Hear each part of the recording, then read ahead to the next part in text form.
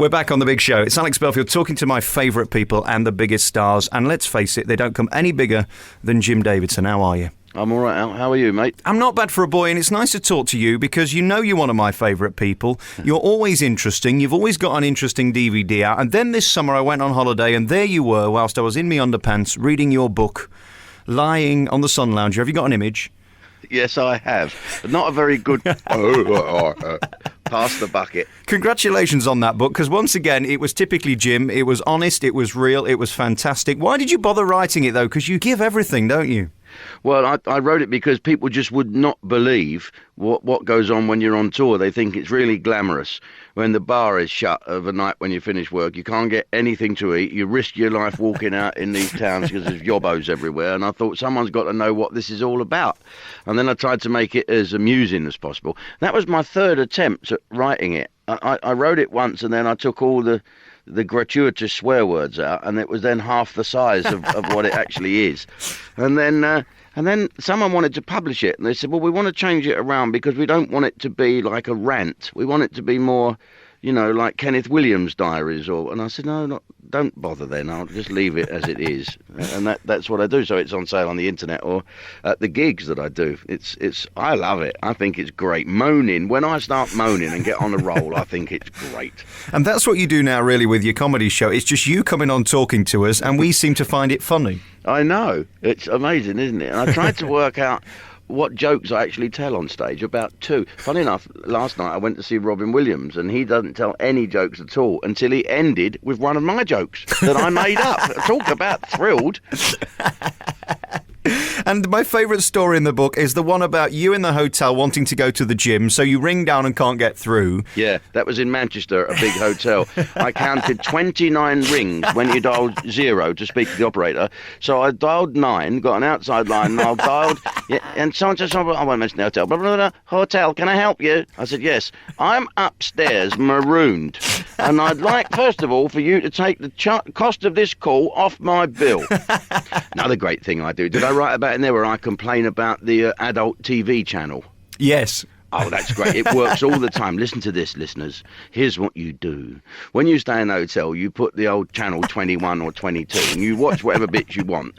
And then no one ever watches a whole one all the way through anyway, do they? And then, so you go down in the morning and you say very loudly to this young girl who's working there, who's 12 and has no training for anything at all, excuse me, I watched the adult channel last night and it was supposed to be called Stewardesses Bending Over.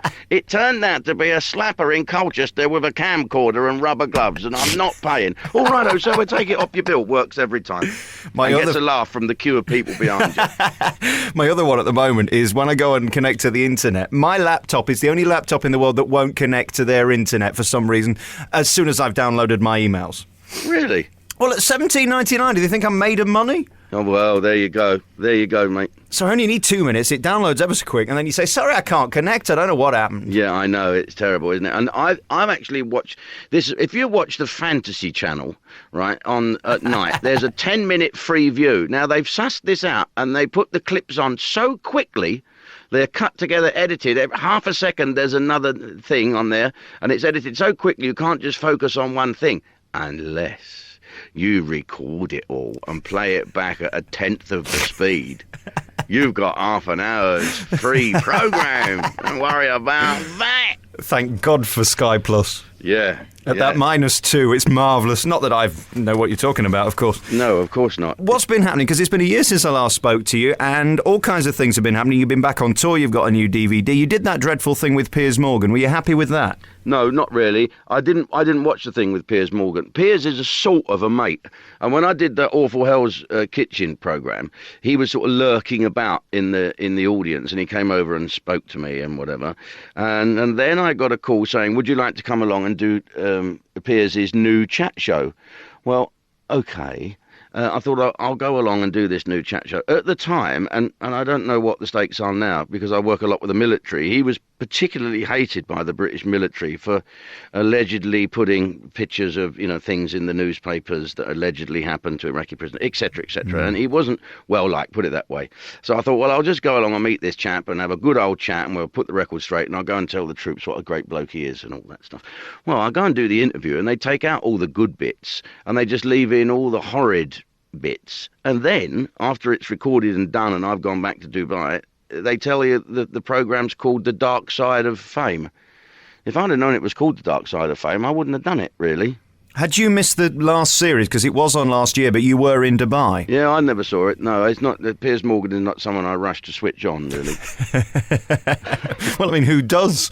Well, I mean, he's doing all right for himself, him and Simon Cowell. Simon's carved out a little career for him in America, and that's where he should be.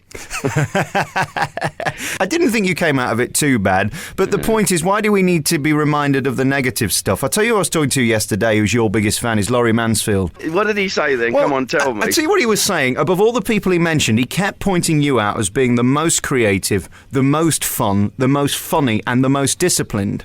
And it's so true. I got the negatives, that's why. I've got the negatives. He has to say nice things about me, otherwise I'll send off to the scandal newspapers about it. I mean, he did say you're a loose cannon, which you are, because you say what you think. And in this PR-savvy world, they don't like that, do they? No, they don't. But there you go. I have to live in this world as well, and my life is 10 times more frustrating than the people that don't like me, because there's only one of me. There's a million of the other idiots around that I have to put up with. You know, it's ridiculous. You've only got to look at the tragedy that's gone on with local councils that can't really keep their eye on what one would reluctantly call the underclasses of our country, and all these things go wrong. And basically, I feel like saying, I told you so. You know, it's gone mental, our country. Someone needs to get a grip of it. We need to have me, Jeremy Clarkson, and Richard Littlejohn as 3, prime ministers. We'll have a week each, and we'll sort it out. Don't you worry about that. Them jails will be bursting. What about Jeremy Kyle and Tricia for social services? They could run that, couldn't they? Well, I don't know why we have a social services. If you can't work, tough, starve. That's it. Yeah. I always say this, don't I? If you can't afford national, I'd scrap the NHS. So if you can't afford national insurance, if you can't afford private medicine, die. And I said, well, that's probably not the best slogan one could have, is to be liked by the poor. I'd love to know what the Daily Mail would make of that, or the Guardian. Well, the Guardian ate my guts. But you think about it, people would say, well, hang on a minute, I'm not paying for that drug that will save my life because I shouldn't have to. And in the meantime, they go out and buy a widescreen television. What's more important, your health or what? I understand where people are coming from, but it's much simpler to opt out of it and say, look, all right, the NHS, you walk, shake hands with a doctor in there and you're going to die of some bug or, rotten food and horribleness. Well, then just don't get that widescreen telly, get your 600 quid and get some private medical insurance. Job done. How much of that do you actually believe, and how much of that is shtick? No, that's the truth. I believe that if people want to moan about the NHS, fine, moan about it. But in the meantime, opt out and get some private medical insurance. But would you agree that there is a certain proportion of society who actually can't even afford that, who don't have the plasma screens? I know what you're saying. There's nothing more frustrating than somebody saying they can't afford a dinner and then they're smoking 50 a day. Why can't they afford a dinner and smoke 50 a day? No, there's uneducated lowlifes in this country whose vote cancels mine, and I don't like them. You've just got to pick up the newspaper and hear these ridiculous stories about these people who want to opt out of society. They want to really opt out of society and want to be take all the time, and they're prepared to give nothing to their country. Well, I just have no time for them, and they deserve everything they get. Mm. And that's why you've moved to Dubai. You're sick of it. Yeah. Now I can be one of them lowlifes in Dubai, and no one will know. The fact is, my main purge now on stage, my main moan, is Mr. Average lowlife white man who says that immigration has ruined our country, and I'm totally against that. I think immigration and has made our country what it is today, and makes our country a better place to be. The only thing that needs to be sorted out is the political correctness of the whole thing. If they leave us alone, us Brits, we'll sort it out, but don't ram it down our throat that we have to love everybody, because you just fuel the bigots. I'm king of the bigots because I know that, because Clive Anderson just told me. Let's not worry about what he thinks. Is he still going, by the way? I haven't seen him in a while. Yeah, he is still going. Yeah, the comb-over's getting a bit more sun. I think he's Velcroed it to his head. Is he trying to be Donald Trump or something? What's the matter? I don't know what he's... But he is very bright, and about once a year he interviews me, and I have to have me tin hat on and Kevlar, and I get mortally wounded because he's so bright. And the things he says are quite true, if you're coming from that idealistic left point of view. I'm not. I'm just realistic, I think. One thing happened to me this year which taught me a great lesson. I was very lucky to get an hour with a friend of yours, Catherine Jenkins. I have been next to her snoring, and you know she sleeps with... I have, don't you worry about that. Actually, it was on the floor of a C-130 aircraft as we were flying into Kandahar, and she sleeps with her eyes open. I would if I was next to you. Yeah, seriously. No, not me. Not me, mate. No, I wouldn't go near her. I know, no. I never make love out me weight. And the thing was, I'd spent an hour with this woman saying what an angel she was, what a wonderful thing she was, what an amazing thing she was. Yeah. Thank God you've never got involved in the cocaine and the drugs and this and that. And then, of course, the next day I pick up the Daily Express and she has. Well, I don't think she's got involved with all that. Like most young people, you know, you tend to try something out, and in a way you're a lesser person if you don't. What she had the great courage to do was A, not carry on down that dangerous road, and B, own up to and be honest about the whole thing. And you can't wish for anything more. She's a lovely girl, even though she does snore. And I'm going to deny the paternity suit that she's brought out against me.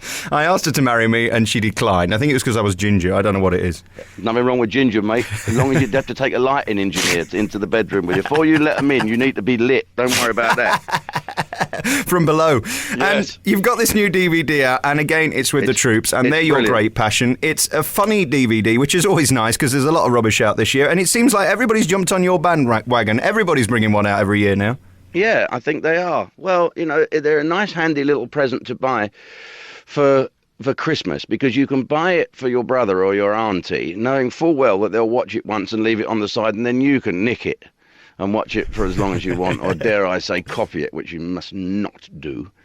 But this DVD is the first one that I've left pretty raw. Although I've been seen to entertain the troops before, the material has been what I thought acceptable to the general public. Some of the material in this will not be acceptable to some of the general public, who will not get the point, is that I'm there with, you know, real hard soldiers that have just come back from Afghanistan and Iraq, and they don't want to be pussyfooted about. And I sort of have the ear of the soldiers, and we talked like an old mate talking to his old friends, and that was what it's about. And some of the civvies, like us, would say, "Oh, that's a bit strong, really. Ooh, we shouldn't say that." But I did, and I do, and that's why I get on so well with the troops.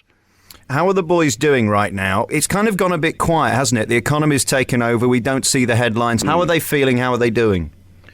Well, troops will always moan, first of all, that they're not getting paid enough. That's the first thing they do. To them, it's a job, and they don't look at it as a political thing. So they never actually sit around and say, we shouldn't be here doing this. They sit there and say, right, we're going to do the job with the best stuff we've got available. And funny enough, they don't even moan that they haven't got as good of equipment as the Americans. They say to themselves, we don't need that stuff. We will adopt. We think the best weapon is the person, and that is the British soldier. They're fighting very hard at the moment. You know, I'm soon to do a show for 2 and 3 Para back at their base in England, and 2 Para alone had 50 casualties. That's twice the amount they had in the Falkland Islands. And I just think that they should be.